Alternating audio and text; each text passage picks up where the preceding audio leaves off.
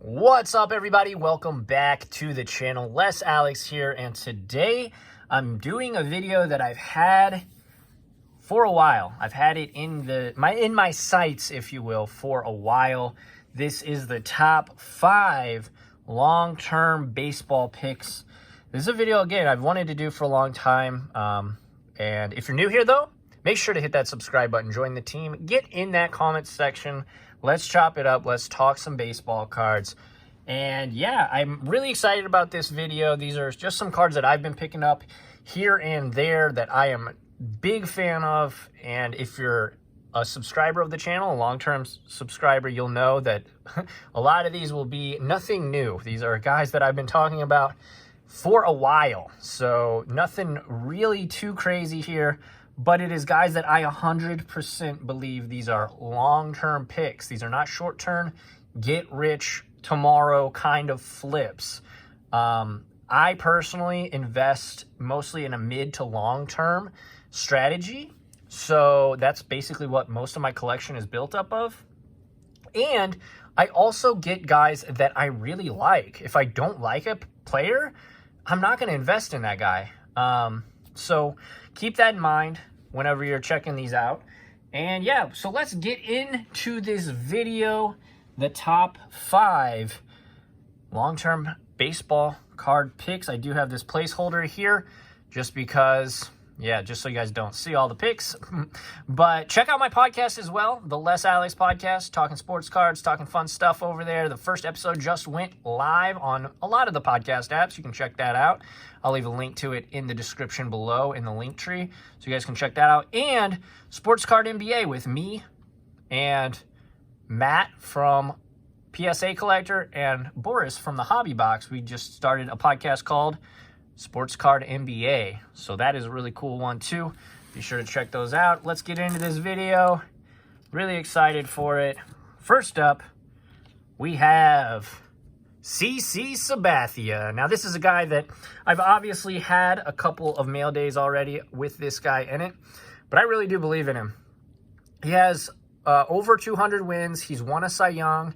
He's won a World Series with the Yankees in 2009, and he's just he's a great player, man. He has 3,000 strikeouts. He has a lot of the benchmarks that you want to see in a pitcher today. Now, I will say, you know, for the people saying, oh, he doesn't have 300 wins and things like that, I really don't think that a lot of pitchers nowadays will be hitting that 300 win threshold. I just don't think it's very realistic with the way that they monitor their innings and their pitches and the pitch counts and all that stuff. I just think it's kind of a thing of the past. Could it happen? Obviously. It could definitely happen. Anything could happen. We could see some young phenom just be crazy and have an arm of gold. But generally speaking, I just don't think it's really going to happen. But yeah, I really do think CC Sabathia, this is definitely a great long-term pick and my number 5 pick for top 5 long-term holds that are in my collection. So next up, we are going to head on over. Got some PSA 10 action. This is the PSA 10 2008 Topps number 72 Clayton Kershaw. This is the Allen and Ginter.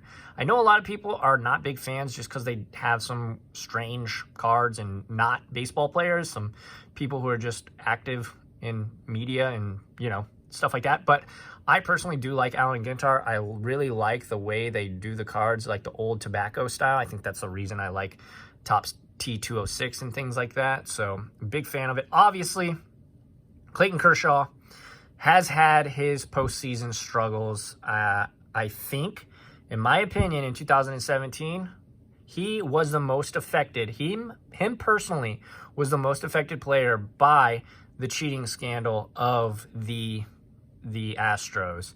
You know, he's a massive contributor to the Dodgers, and he's just an excellent player, guys.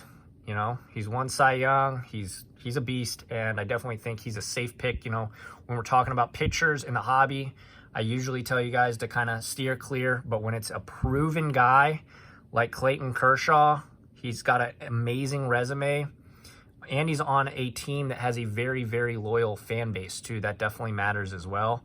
I definitely think he's a great pick, and that's why he's my number 4 pick for the top 5 long-term investments that I've been picking up. All right, next up is a guy whose career is just being written, but I believe Nolan Arenado. You could say he's the best overall third baseman in baseball right now. This is a 2013 Topps update. This is 259, Gym Mint 10 there, PSA graded. I'm a big fan of Nolan Arenado's. I think he is definitely a silver slugger. He's definitely got MVP potential in his game, and I'm really a big fan of his. And I've been stacking these PSA 10s pretty deep, as well as just the raw ones. But I'm definitely a fan of him. He's obviously a dominant defenseman as well. We'll get into who's the best defensive third baseman in baseball, but he's definitely the best in the NL, that's for sure. He's literally never had anyone win a Gold Glove at third since he's been in the league. So that is definitely an accomplishment. I think it's been like 6 or 7 in a row. I don't know if he won it in his rookie season, but I know since he's been winning them, he hasn't let anybody else win. Obviously, check his slash line. His slash line's insane, and he's always has a high home run rate with a lot of RBIs. Next up, from one excellent third baseman to another. Now, if you're a fan of the channel and you've been rocking with me for a while, you know my feelings on Matt Chapman. In my opinion, Matt Chapman could possibly be the Brooks Robinson of our era. What do I mean by that? Well, his hitting ability is good. You know, he's right around 260. His slash line's pretty solid as well. He hits about 30 home runs a season.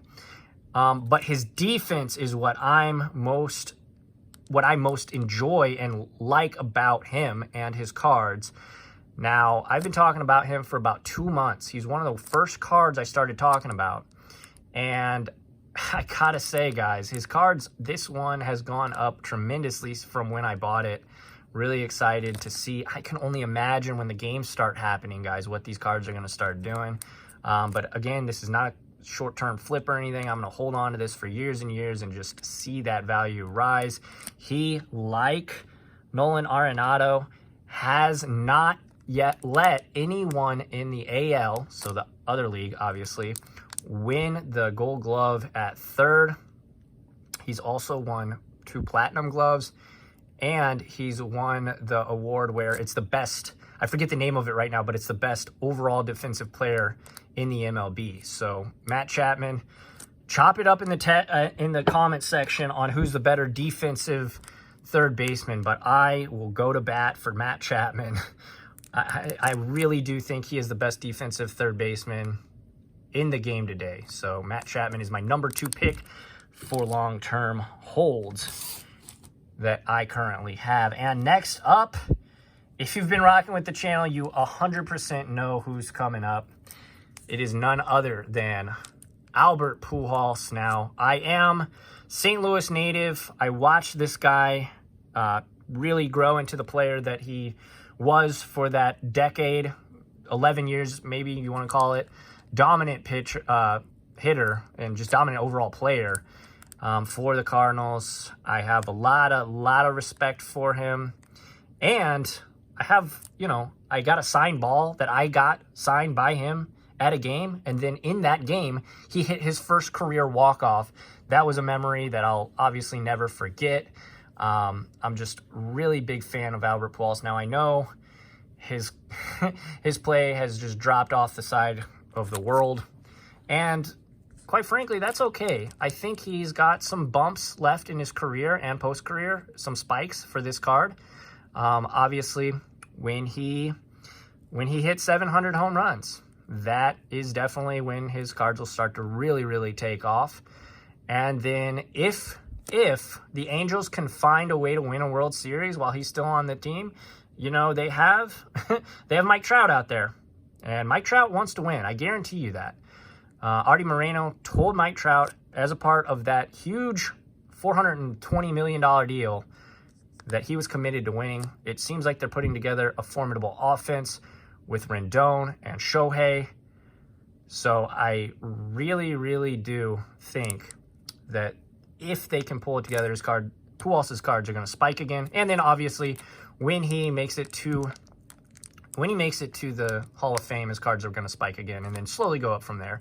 So this is a very long-term investment. I'm in this, I mean, for the long haul, however long it is, whether it's 5 years, 10 years, whatever, 15, who knows. But I definitely think, I mean, this card's already doubled in price since I bought it, which is crazy. And that was only, I don't know.